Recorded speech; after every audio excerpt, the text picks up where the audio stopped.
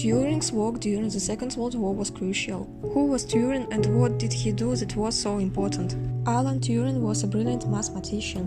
Born in London in 1912, he studied at both Cambridge and Princeton universities. In 1939, Turing took up a full-time role at Bletchley Park in Buckinghamshire. The main focus of Turing's work at Bletchley was in cracking the Enigma code. The Enigma was a type of enciphering machine used by the German armed forces to send messages securely. Turing played a key role in this, inventing a machine known as the bomb. This device helped to significantly reduce the work of the code breakers.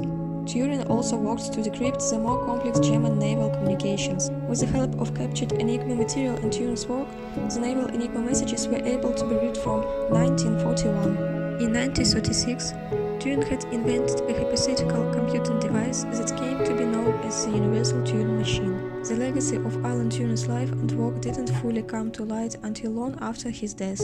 Turing's role in cracking the Enigma code was kept secret until the 1970s, and the full story was not known until the 1990s. It has been estimated that the efforts of Turing and his fellow code breakers shortened the war by several years. What is certain is that they saved countless lives and helped to determine the course and outcome of the conflict.